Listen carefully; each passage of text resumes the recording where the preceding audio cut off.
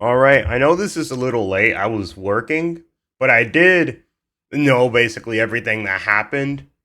So, long story short, they used 7 of these B 2 bombers. They were made in the 80s. So, dude, these things are old, but they're scary as hell. Basically, how they work is a radar would literally detect them as a bird because that's how hard it is for them to even detect this giant monstrosity. This thing is pretty much half the size of a football field. It's expensive as hell. It's scary as hell. It's strong as hell. And it's pretty much the most expensive plane ever made, to be honest. So, Operation Midnight Hammer, I'll tell you, long story short, what happened. These planes went half across the world. They had their gas refilled mid air, by the way, which is even cooler. After refilling, they went in. They dropped 12 bunker bombs on one Iranian site, and then they dropped 2 on 2 separate ones, basically completely destroying them. And dude, those bombs are no joke. They're one of the strongest non-nuclear bombs ever made. But yeah, I'm gonna go into a few reactions on everything, and let's get through this. B-2, but its full name is the Northrop Grumman B-2 Spirit. It's one of the most powerful aircraft that any country's military defense has. But what makes it any different from any other aircraft? Its role is to be a stealth bomber, so it should Yeah, exactly. That's the scary part. It's a stealth bomber. It's not made for dogfights. It's made to go in, destroy its target, and leave the fuck out of there. And the thing is, even if it's not a stealth bomber, it's still scarier than a lot of other planes you'll see in the air. come as no surprise that stealth is its #1 priority. But how can an aircraft that travels at a top speed of Mach 0.95, almost the speed of sound, stay Yeah, that's some anime shit. Almost the speed of sound. That's the measurements power scalers use for their favorite characters, pretty much. hidden so well? Join us in this video as we explore the unrivaled power of the B-2 bomber. Yeah. It's wider than it is long. Its 52-meter wingspan trumps its 21-meter length, but remains virtually undetected. This is all thanks to its clever packaging. A radar cross-section is how detectable something is by radar, and the B-2's cross-section is just 0.1 meters square. Yeah, 0.1. That's basically nothing at all. Compared with a cargo aircraft, which can measure anywhere up to 100 meters square, this low-drag wing configuration not only helps it achieve minimal cross-section, but its range is also vastly improved. It can travel more than 11,000 kilometers, about 6,900 miles, in one 6,900 miles. Holy shit. go, and can keep going thanks to its ability to be refueled mid-flight. Yeah, that's what I meant by refuel. It's actually even cooler. Because it's like, you're still flying, you're getting refueled. All you're doing is slowing down just so the plane could refuel you. And once you're done, you speed the fuck out of there. And that's even more genius of it, which is you never have to land it. You don't have to stop at multiple bases. No, you just send a plane in one of the American bases somewhere else to refuel it, and once they do, the B-2 keeps going and the plane lands. Radar-absorbent materials like a carbon graphite composite help reduce its infrared signature by absorbing many of the radar beams that would normally detect such a plane. In fact, up to 80% of the aircraft is made of composite materials, which, as well as having radar-absorbent properties, are extremely strong and well-suited to the B-2's ultra-dynamic nature. The wings, for example, have a larger degree of flex than aeroplanes you and I may have flown, which helps absorb energy from aerodynamic stress, making it more efficient at high speed. Yep. High speed, fast as hell, a literal demon in the air. These materials also helps the longevity of this bomber aircraft. While metals and metal alloys have a shorter lifespan, composite materials can be meticulously engineered at a molecular level to extend and improve what is known as fatigue cycles. A growing number of target countries are recognizing this though, so have turned to other ways of detecting an aircraft. Infrared systems are used to detect the heat of an aircraft, not only from its engines, but the body which heats up due to air friction. The engines are buried deep in the fuselage to help combat this. To keep the aircraft as prepared as possible in the event of a technical mishap, the B-2 was additionally built not to rely on GPS, but rather a range of sensors, gyroscopes, and radar. Yeah.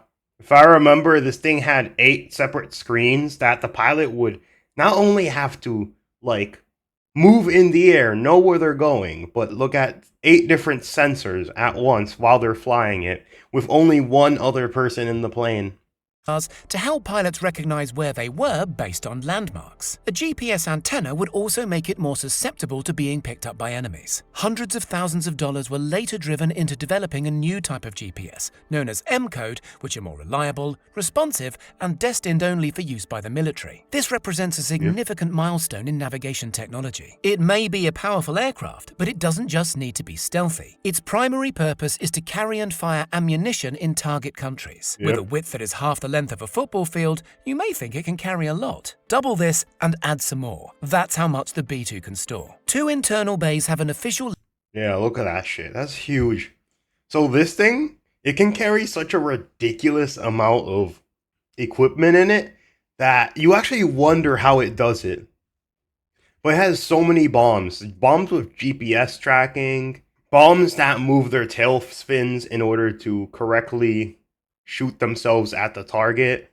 But a lot of these bombs, some of them have to be shot from some of these bombs have to be shot from extremely high in order for the bomb to direct itself correctly at its target. But yeah, they're really cool. And like the bunker bomb, it had to be dropped from such a high place in order for the GPS in it to correctly coordinate where the strike was going to land and where it basically was going to go into the ground. Limit of 18 tons, but it's likely that it could carry even more if needed. Its armament includes 80 500-pound class bombs, 36 750-pound class bombs, 16 2,000-pound class bombs, and 16 nuclear bombs, such as the B-61 or B-83, as well as a handful of other satellite-driven missiles and penetrators. An update in June 2007, a decade after it was first conceived, the B-2 was awarded a contract to integrate 2 massive ordnance penetrator or MOP weapons.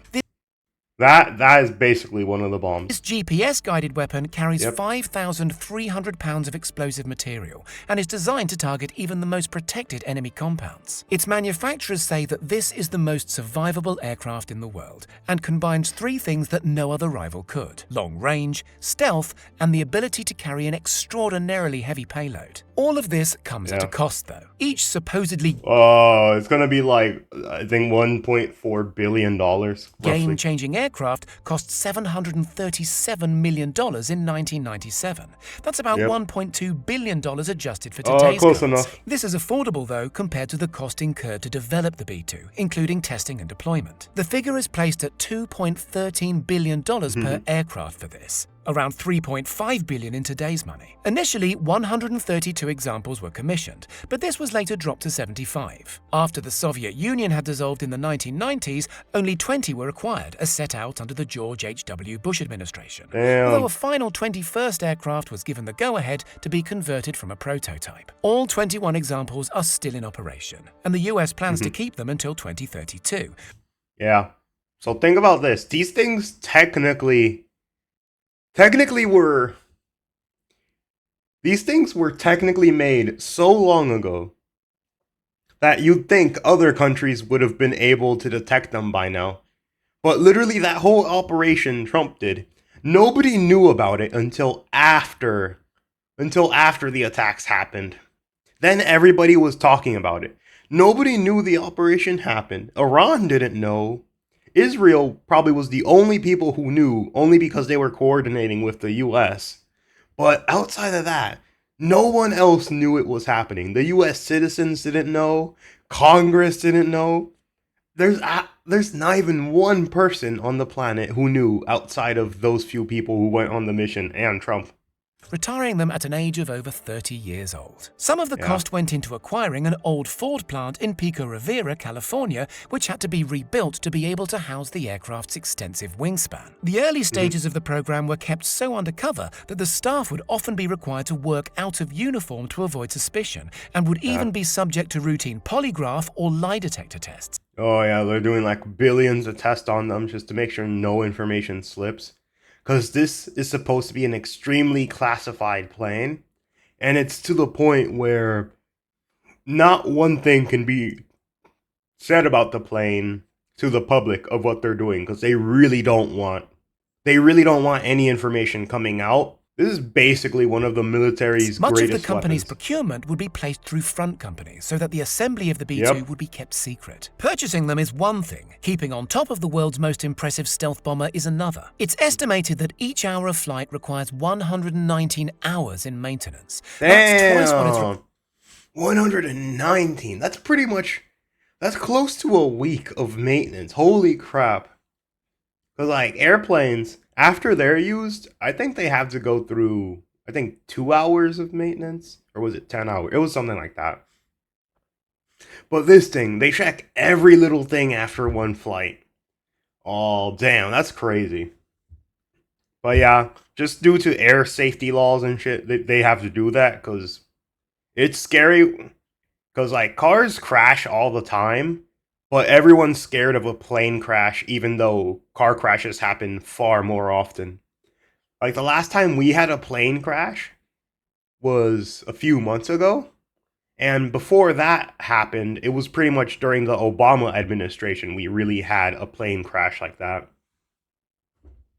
I'm not counting anything in war because technically that's its own separate statistic. But yeah, commercial planes, required by the B-1B and B-52. In 2010, it was said that each hour of flight cost $135,000 to the Yep. US taxpayer. We've covered every aspect of the B-2, from its impressive stealth to its staggering firepower. But what's it like to be inside one? Pilots are trained daily, which means they are able to competently fly Oh, the that's aircraft good. whenever a mission requires them to. The trainee and the instructor occupy the aircraft's 2 seats, both of which have access to the stick. With hands-on at all times, the instructor can intercept at any point. Protocol says that the person who takes over should say, "I have the aircraft," I have the which is met aircraft. with the other person saying, "Roger, you have Roger, the aircraft." you have the aircraft. Like most commercial aircraft, this too has autopilot, which is used to keep things on track.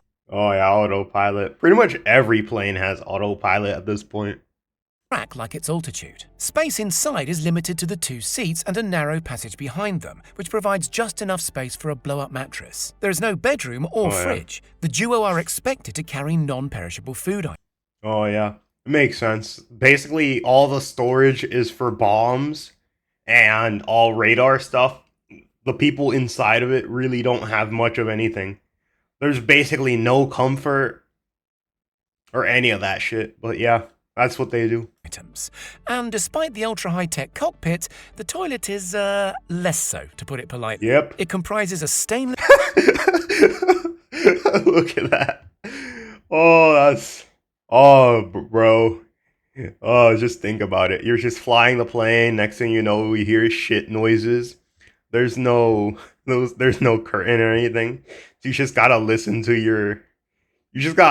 your friend's shit on the toilet and even smell it. Holy crap. A steel bowl in the space behind the seats, Yeah. completely uncovered. As if flying such a large aircraft isn't enough, pilots should be aware of both air attacks and more secretive digital attacks, as well as preparing weapons and keeping tabs on information like hydraulics, electronics, and environmental conditions on the 8 Yeah. screens that make up the majority. Yep, and that's what I said about like the 8 different things. Where they have to keep track of so many things to the point it's kind of crazy. It's a lot for one person to handle, but these guys, since they're trained on it every day, they're supposed to know how to do it very well. Majority of the cockpit. We're told that the biggest challenge is managing all of this at the same time, in an aircraft that's traveling at almost the speed of sound. Whether you agree with military activity or not, there's no denying that the B-2 bomber is a ridiculously advanced, high-tech piece of engineering that combines some astonishing facts. A high top speed and the Yep. power to destroy whole areas, all while maintaining ultimate stealth. Yeah. Whoever built that thing in the 80s should be proud because to this day, it proved just how effective it was because nobody knew it was coming. Nobody knew what Midnight Hammer was until Midnight Hammer happened. That's the crazy part. Anyways, let's go on to another video. But yeah, this one's that. If you want to see it, I'll put it up on the video. And I'm going into the next one, a bunker buster. Alright, let's go. There are different bunker buster bombs of Yeah. different caliber, but what sets it apart from the rest is this GBU-57, which is Ooh. typically delivered by the B-2 Spirit stealth bomber. Yep. Due to the bomb's large size and weight, the aircraft can carry only 2 of these weapons in its bomb bay compartments. While it lacks thrusters, the weapon is equipped with 4 active lattice fins Yeah. and a Yeah, that's the thing I was talking about. Where they had these things where they kind of direct the bomb into going to the exact place it needs to. It doesn't have like a thruster or anything else. It's just these things from the air itself tell the bomb exactly where to go, and the bomb goddamn does it. And I think it was like something around this area really told the bomb where to go, and the rest of this bomb is just the explosive and a shit ton of metal holding it. precision guidance system that enables it to glide accurately to its target using military-grade GPS. Constructed from a specially designed high-performance steel alloy, Damn. using its weight when falling under gravity to penetrate or dig itself up to 200 feet of underground soil or concrete. We'll also look into the difference between the massive ordnance penetrator and the mother of all bombs with step-by-step process of how they work. Oh yeah, the mother of all bombs. That one, from what I remember, it's been a while since I learned about it. But from what I remember exactly, that one was one that once it landed on the ground, it would explode. If I remember, it was one of the largest. Like, I don't remember if it was nuclear or not. That's the one thing I don't remember exactly. But that one was just meant to go overhead and blow the shit out of everything, whereas the other one is meant to dig itself down 200 feet and then after a few seconds explode. And basically, that's where the main difference is. One is to blow the fuck out of something and make it not exist, and the other one is to blow the fuck out of something and make it not exist, but in the ground. All in the video ahead.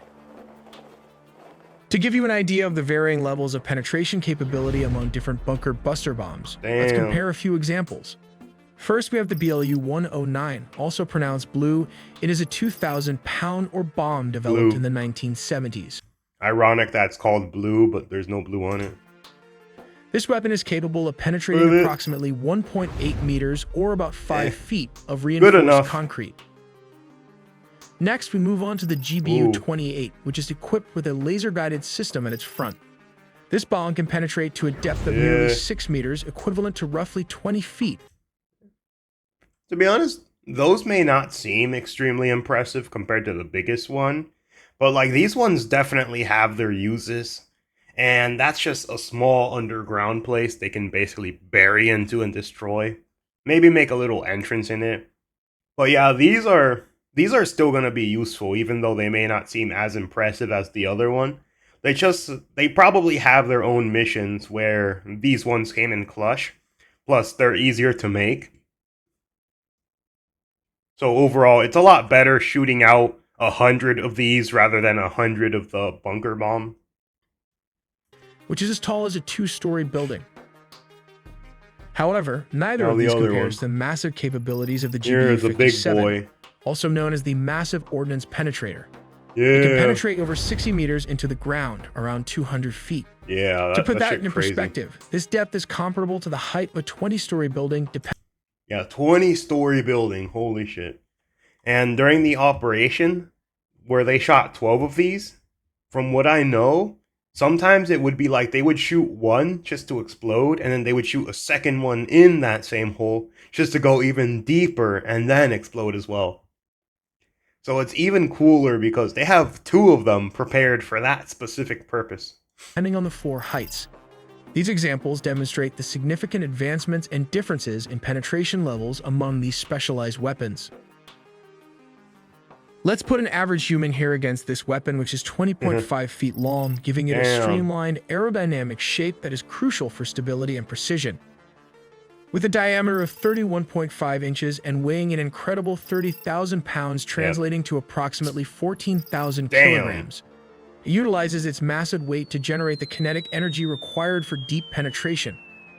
Yeah, here it is. And once it goes in, This heavy, compact boom. design enables it to break through over 200 feet of reinforced concrete, making it one of the most effective bunker and then busting munitions in the world. boom. Let's take a look at the parts of this weapon. The most important part is the body casing made of hardened Yeah. So because it's going through a shit ton of dirt and everything, the shell must be extremely hard because basically that thing is being burnt off as it's heading into the ground. So imagine going into the ground. That thing probably is enough to burn a human body if you accidentally touch it once it buries itself that deep. And it has to do that while protecting the bomb in it just long enough before it decides to explode. Ferrocobalt alloy to withstand impact. Interestingly, the body comprises more than 80% of the bomb's total weight. Inside this cover, you will find the following component: percent of the bomb's total weight. Yeah.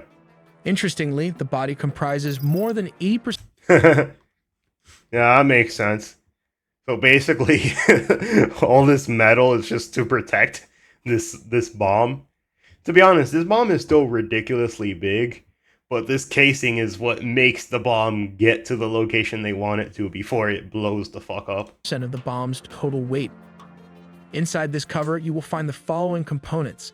At the front is the nose fuse well, all of which are joined by a fuse conduit. They have two of them, one in the front and one in the back.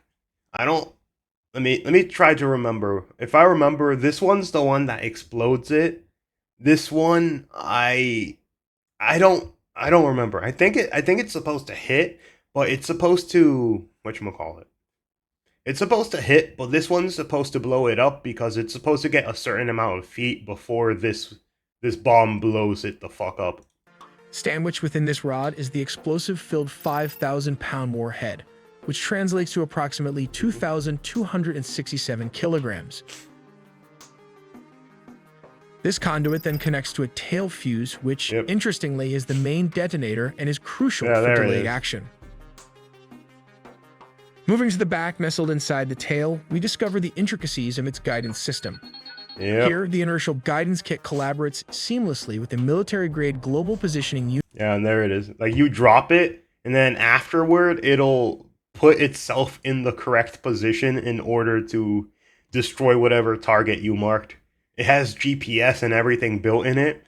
So you have to drop it from a super high height first. And then after a little while, the bomb would be able to recover its direction exactly where it needs to go before it lands on the ground. Ensuring precise navigation towards its intended target. Yep. Alongside these components, one can find the adapter ring, which facilitates the attachment of the telemetry antenna, crucial for transmitting data, as well as the encryption key battery, which safeguards sensitive information. Venturing deeper into its structure, we encounter the thermal batteries vital for powering the system and the composite fins strategically positioned to aid in directing the missile towards its objective.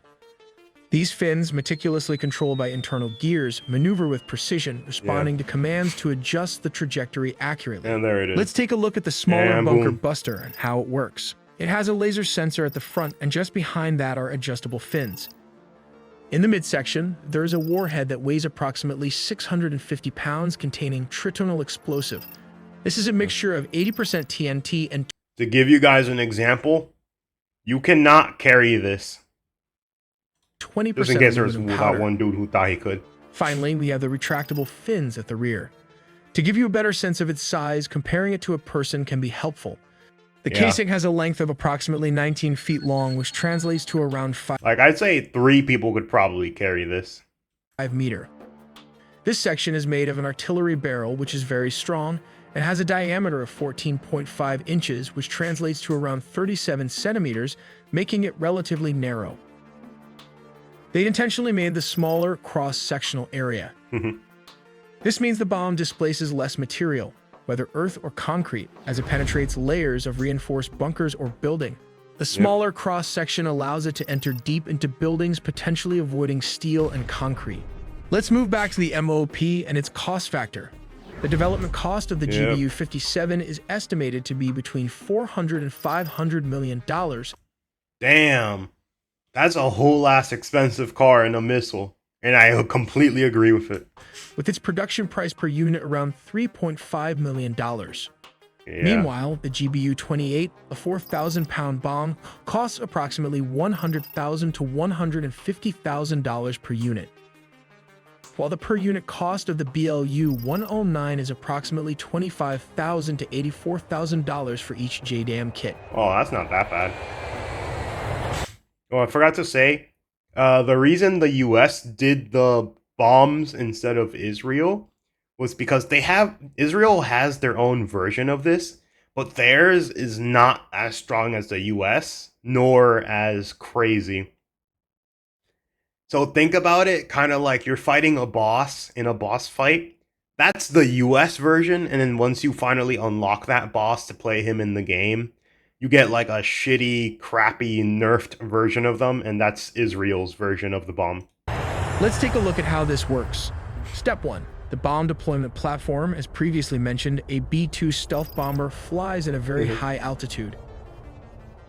When the aircraft reaches the designated location and the conditions are optimal, it releases the weapon. There it is. The bomb is designed for precision, and the deployment height plays a crucial role in its... Yeah, that's what I meant by height. Where this thing, once it's dropped, these things are going to basically take over, and it's going to guide itself to where it needs to be. Trajectory and effectiveness.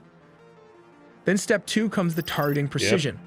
The bomb is outfitted with advanced guidance technology, including GPS and inertial navigation systems, which are military-grade satellites. Then comes step 3, that is adjusting the trajectory. The guidance information and data is then transmitted to the bomb's 4-lattice motors fins located at the rear. These fins can move and adjust in real time, allowing the bomb to correct its course as it descends under the force of gravity. These adjustments are essential because the weapon does not have thrusters to change its trajectory. Instead, it relies on the movement of these fins and a high-altitude drop to control its flight path.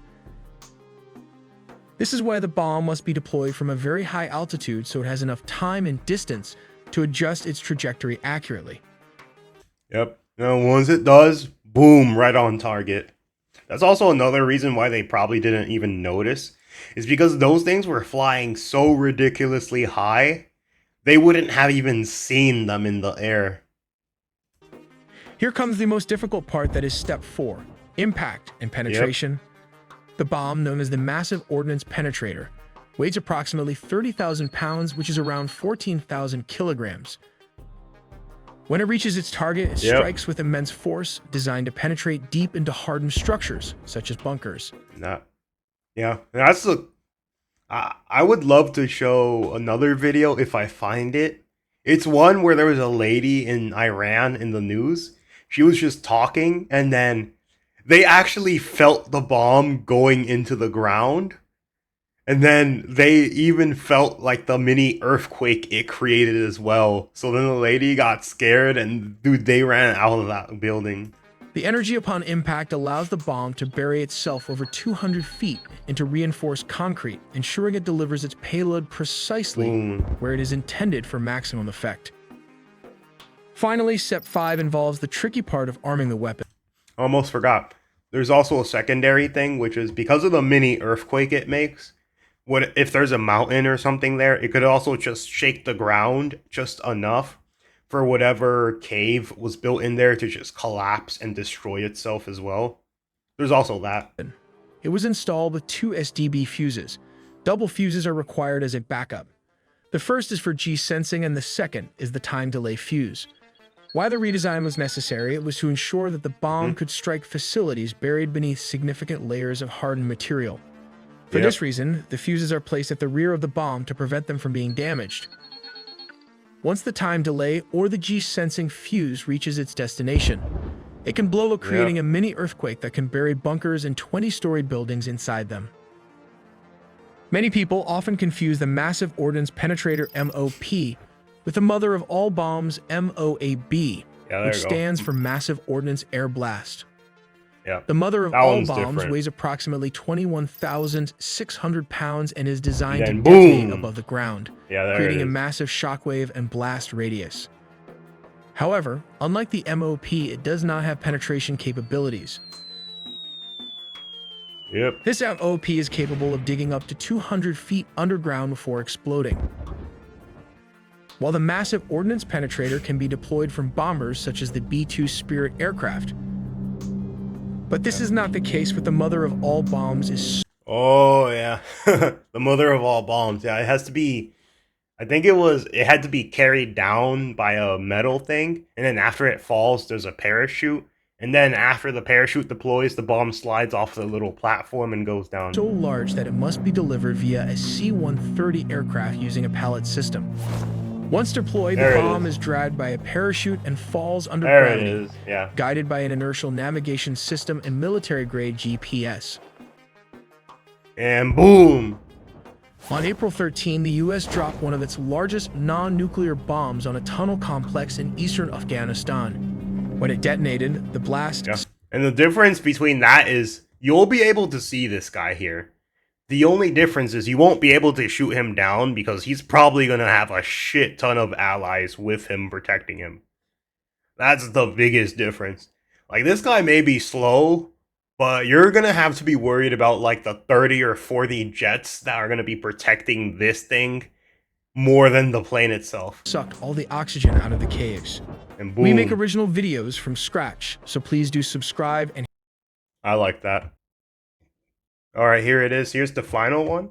I'm going to actually give this guy a subscribe and like on both of the videos he made, because I did not even know it was the same guy until I saw his name again. AI Telly. So yeah, great guy. I'm going to give this one a like, just because I only seen one video of them, so I don't know for sure. But yeah, let's get into it. This guy made... Yeah, but this guy made it, and we're going to see, because this is pretty cool.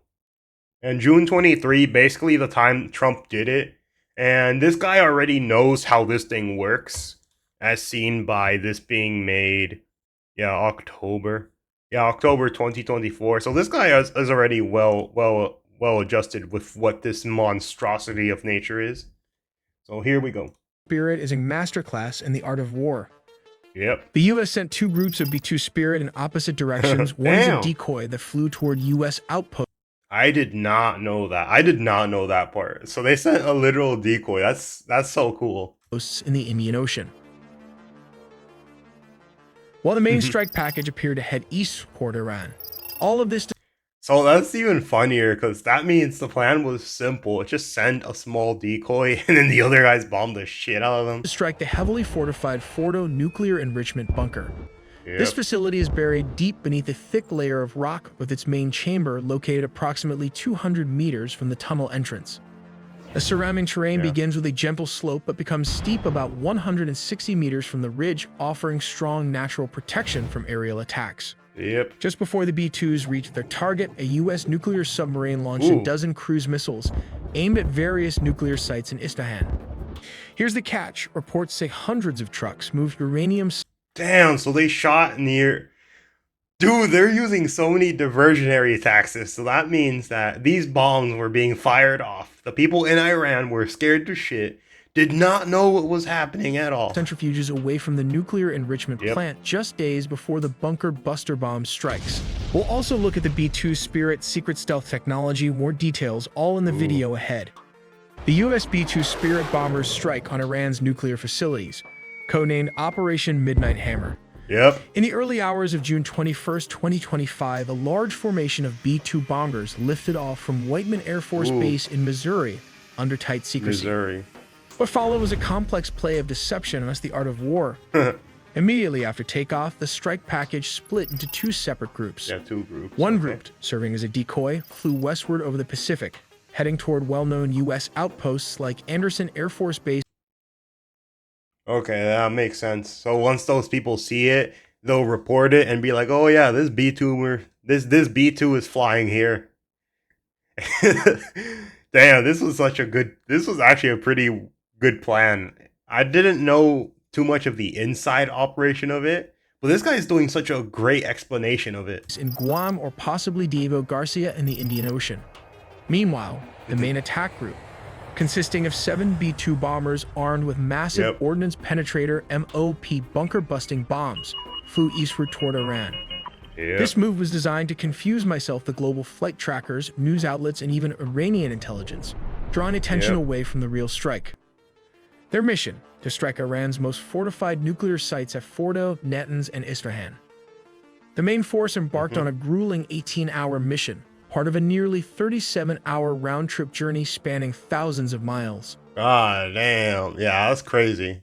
So they flew to Iran and then they flew back.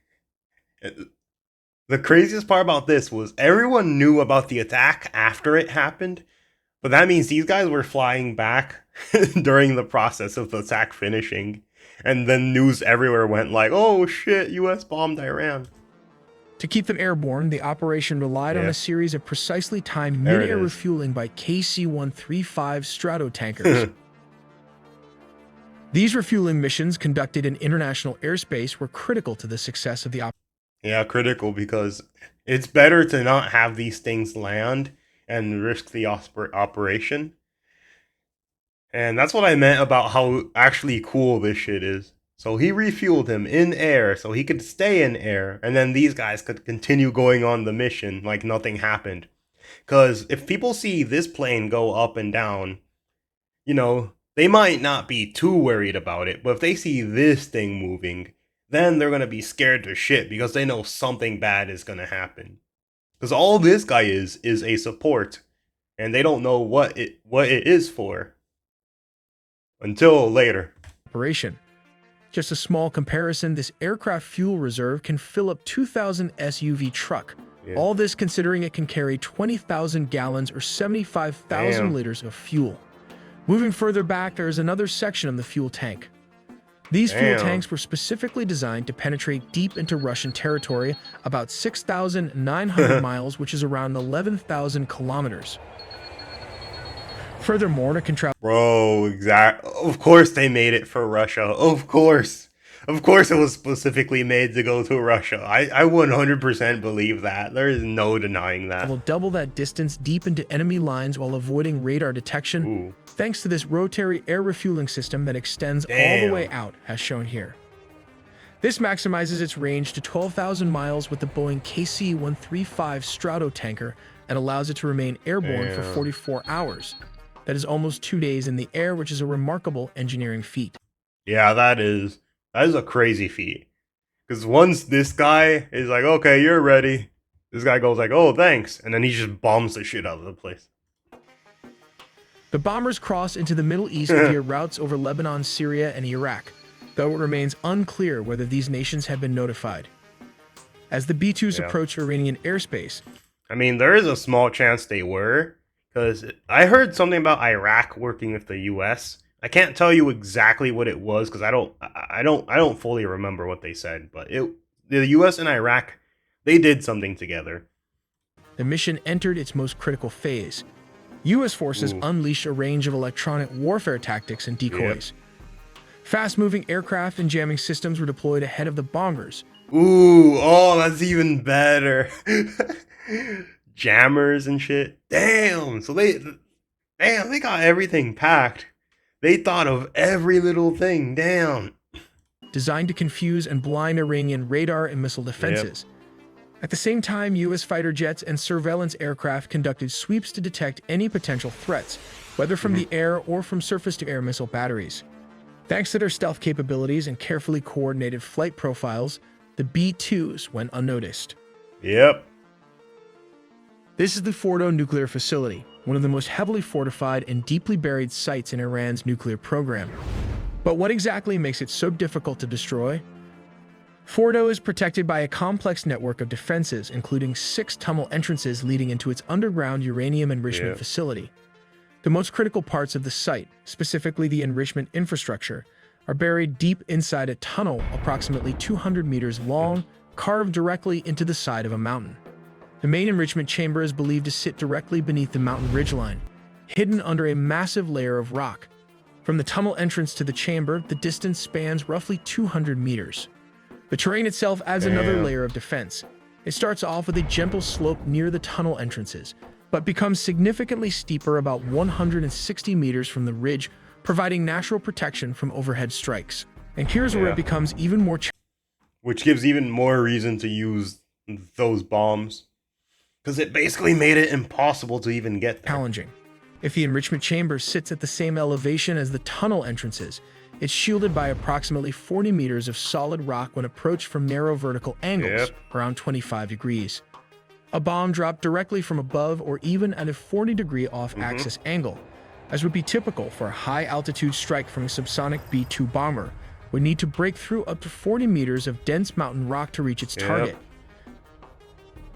To overcome this, the U.S. deployed... So yeah, that's why... I think that's the one they used 12 bombs on. But yeah, they used 2 bombs on 2 of them, and then 12 bombs on 1 of them. 6 B-2 Spirit bombers, each armed with GBU-57 massive ordnance penetrators, deep penetrating bunker buster bombs designed for hardened targets like Fordo. Boom. These strikes targeted the mountain ridge directly above the tunnel network and underground enrichment halls, aiming to penetrate the fortified layers and disrupt Iran's nuclear operations.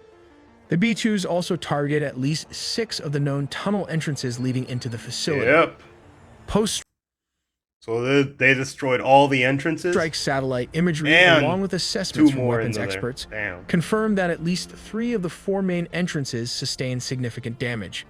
Large craters were visible near these access points, indicating a direct hit and probable disruption to the facility's internal infrastructure. Roughly an hour before the B-2s crossed into Iranian airspace, a U.S. Navy submarine launched over 30 cruise missiles targeting the Isfahan nuclear site. A simultaneous attack from sea and air created chaos and stretched... It's even scarier because you're like, oh, the U.S. is attacking us. And then you're like, okay, we'll figure out what. Nope, the U.S. attacked us again, and then just fly out of there. Yeah, this is the thing I like about military operations. Sometimes they may seem simple and straightforward, but then when you get into shit like this was a multi-part plan with multiple different things, and all of them were entirely based off of the reason to confuse people. Iranian defenses thin, adding another layer of confusion to an already overwhelming assault. At around 6:40 p.m. Eastern Time, 2:10 a.m. in Iran, the lead B-2 bomber released 2 massive ordnance penetrators over the Fordo nuclear facility. Over the next 25 minutes, 14 MOP bombs were dropped across Fordo and Natanz, tearing into the reinforced underground complexes. Almost simultaneously, the cruise missiles struck Isfahan with devastating precision. With their mission complete, the B-2s turned back and exited Iranian airspace just as silently as they had arrived. Yeah, that's the worst part too. Like, they come in, you're bombed, you don't even know what bombed you. They just left and boom, it's it. Let's look at how the B-2 Spirit avoid radar. Unlike normal planes that use rudders and elevators to steer, the B-2 has no vertical stabilizers.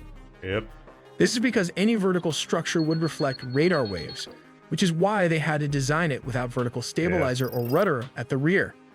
Instead, they used this technique of split drag rudders to provide directional stability and control in a flying wing aircraft. But there is a catch. As opposed to conventional rudders, the control efficiency of split drag rudders is typically low for small deflection angles. Yeah, that makes sense. Yeah, of course, because it's definitely not a dogfight plane. That is why the B-2 Spirit turns very slowly compared to other military planes. Each split rudder consists of 2 separate panels that swing out vertically in opposite directions. When the left split rudder opens, it produces drag and causes the B-2 Spirit to yaw to the left in the direction of the open split rudder. The same effect occurs with the opposing right side split rudder. This is what happens inside the cockpit. When the pilot pushes the left rudder pedal, the left split rudder opens, causing the aircraft to yaw to the left. Similarly, when the pilot pushes the right rudder pedal, the right split rudder opens, causing the aircraft to yaw to the right. Yeah, that's more information that I did not know about this part.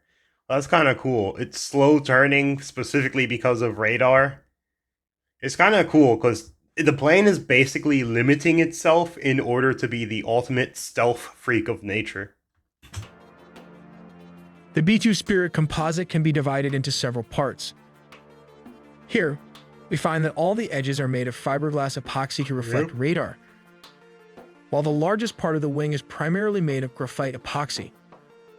Interestingly, the crew station assembly is made up of aluminum. Aluminum. At the base, since these areas have to withstand a lot of heat from the engine, they are made of titanium, a super strong, expensive material. Oh yeah, titanium's fucking crazy. Finally, we have fiberglass polyamide, a stealthy material able to withstand heat.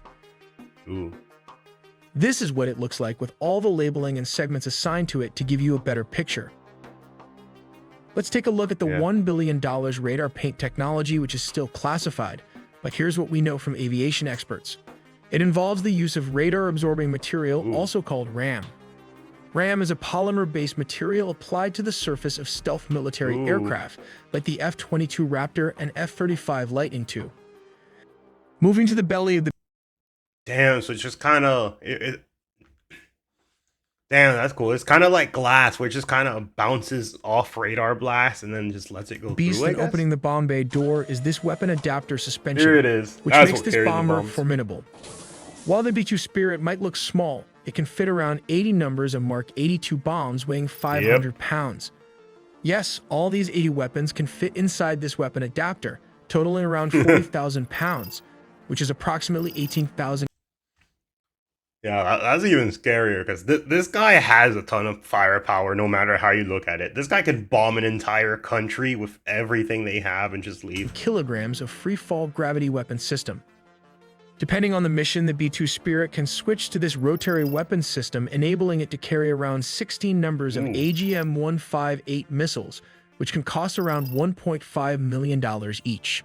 Damn. When ready, a B-2 Spirit can drop this weapon payload discreetly.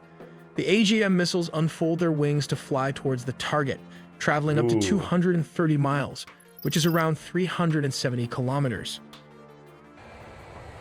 Damn. Let's take a look at how this works.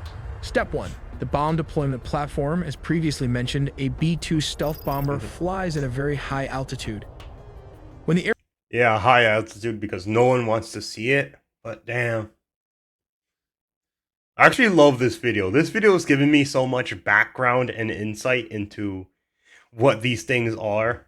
I already subscribed, but I'm definitely going to keep looking into this channel. I love it already. aircraft reaches the designated location and the conditions are optimal, it can release this specialized MOAB weapon system.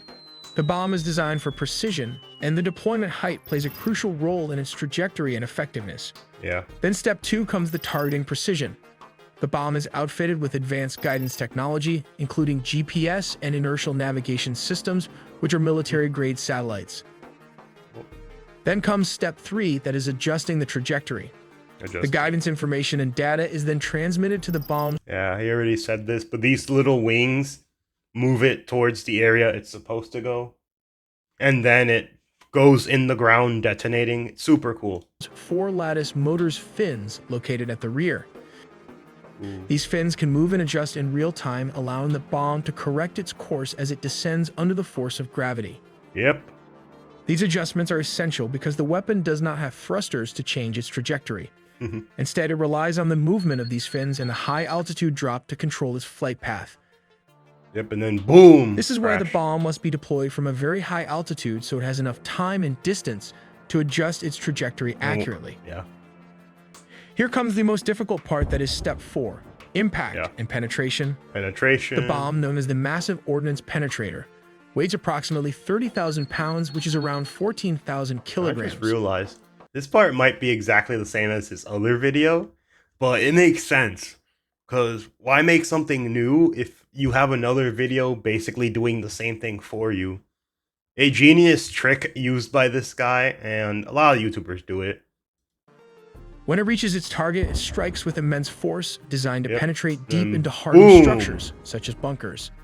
The energy upon impact allows the bomb to bury itself over 200 feet into reinforced concrete, ensuring it delivers its payload precisely And once it where moves, it is intended for maximum effect. We make original videos from scratch, so please do subscribe and hit the notification bell for more videos. Yep, I agree with this. I like this channel already. I'm definitely going to look at it more. But yeah, this is my reaction of this part. Now that I think about it. I wish my reaction for this would have been a little better, but just because I didn't really know much, I had to let him explain some things, which kind of sucks. But I'm dropping another reaction, which was a 2-part. And yeah, guys, that's everything for now. I decided to put all 3 videos into one, just because they were mainly based off of the same topic. I'm still trying to find a game to play on the channel, but once I find it, I'll put it on. Anyways, goodbye for now.